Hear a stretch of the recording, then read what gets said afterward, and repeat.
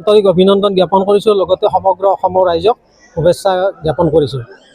আমাৰ আজিৰ এই অনুষ্ঠানটো 1891 চনত যিটো হোৱা মানে কি আছিল কলেৰা মহামাৰী, সেই মহামাৰীত আমাৰ এইটো এৰিয়াৰ বহুতো মানুহ মৃত্যুমুখত পৰিছিল। আৰু তেতিয়া মা কালীয়ে কেঁচাই খাইটি ৰূপত আহি এই অঞ্চলৰ মানুহক মানে কি কৰিলে, সপোন দেখুৱালে। আৰু সপোন দেখুৱালে কি যে এখন কলৰ ভূৰ সাজি তাত 9খন ঠগী, মুগৰ ঠগী 9খন, কণী 9টা, হাঁহ কণী, এযোৰ পাৰ চৰাই আৰু কেঁচা কল এঠোক, এইটো দি পেলাই আমাৰ বোৱতী নদীত সহায় দিয়াৰ কাৰণে এনেকৈ সপোন দেখুৱাই বুলি আমি প্ৰবাদ পাই আহিছোঁ।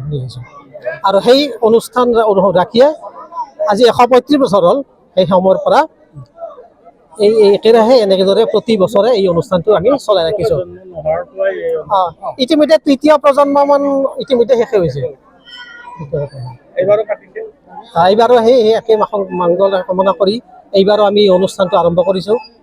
বহু দূৰ দূৰণিৰ পৰা ভক্তপ্ৰাণ ৰাইজ আহে আৰু বহুতো মানে কি ভক্তপ্ৰাণ ৰাইজে ইয়াক মানস কামন কৰি মানস যথেষ্ট ফল ভোগ কৰিছে বা পাইছে, যথেষ্ট মানে হেৰি আছে।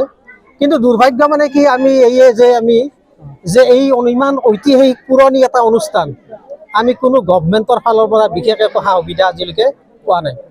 মাত্ৰ মানে কি 1996 চনত এটা অসম চৰকাৰ, অসম গণ পৰিষদৰ কিবা এটা 25,000 টকা আৰু 2001 কংগ্ৰেছ চৰকাৰৰ আমাৰ মাননীয় বিধায়ক পানীৰাম ৰাভাৰ পৰা মাত্ৰ 25,000 টকাৰ কিবা এটা বৰঙণি পাইছিলোঁ। সেইটোৱে আমাৰ বৰঙণি। বাকী আমি ৰাইজৰ পৰাই মানে কি এটা অনুদান হিচাপে আমি দান বৰঙণি তুলি এই অনুষ্ঠানটো আজিলৈকে এনেকৈ চম্ভালি আহিছোঁ। প্ৰসাৰ বিমুখ মানে এইটো ধৰি লওক, এটা সময়ত সেই সময়ততো কোনো মিডিয়া নাছিল, গতিকে আজি আমি হয়তো এই সুযোগ পাইছোঁ। সেইকাৰণে এই মিডিয়া মাতি আপোনালোকৰ দৰে অনুষ্ঠান এটাৰ জৰিয়তে যাতে আমি সমগ্ৰ অসমবাসীক আমি জনাব পাৰোঁ, সেই উদ্দেশ্যেৰে আজি আমি কৰিছোঁ। দিনজোৰা কাৰ্যসূচীত ৰাতিপুৱা আমি মানে 7 বজাৰ পৰাই আমাৰ আৰম্ভ হৈছে। আমি প্ৰত্যেকে মানে কি উপবাসে আছোঁ। আৰু মানে মেইন যিডাল আমাৰ কল, সেইডাল বাঢ়ি হ'ব নাপায়। আজি ৰাতিপুৱাৰ পৰা আৰম্ভ কৰা হৈছে সেই ভোৰৰ কাম। তেনেকুৱা ফুল তুলসী বিহাৰেৰে আমি পূজা ভাগ অৰ্পণ কৰিছোঁ আৰু আয়োজন কৰিছোঁ। আৰু সেই অনুষ্ঠানৰ লগত সংগতি ৰাখি আমি আমাৰ ৰাজ্যৰ বছৰেকীয়া যিটো হোম, সেই হোমটো আজিৰ ডেটতে আমি কি কৰিছোঁ, নাম কীৰ্তন চলি আছে, বিভিন্ন নাম কীৰ্তন। ধন্যবাদ। এইখন গাঁওখনৰ নাম হৈছে পশ্চিম চাপৰা। গতিকে এই পশ্চিম চাপৰাত আমি জন্ম নোহোৱাৰ আগৰ পৰা মানুহবিলাক শুনিব পাইছিলোঁ ইয়াতে মহামাৰী আহিছিল বোলে।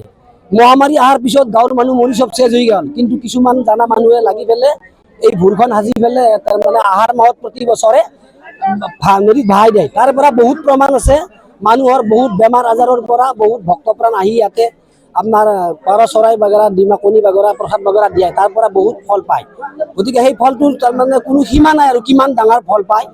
ইতিমধ্যে মই নিজে ফল পাই আছোঁ। প্ৰতি বছৰে মই আহোঁ, মোৰ যিকোনো ক্ষেত্ৰতে তাৰমানে সহায় পাই আছোঁ। আৰু গাঁওখনৰ ভৱিষ্যতৰ উজ্জ্বলৰ কাৰণে আৰু এইটো কামনা কৰোঁ। আৰু প্ৰতি বছৰে এই কামটো কৰে আহাৰ মাহত। গতিকে ভগৱানেও এইখিনি সহায় কৰি আছে। গতিকে এইখিনিয়ে ক'বলগীয়া আৰু মাজুলীত।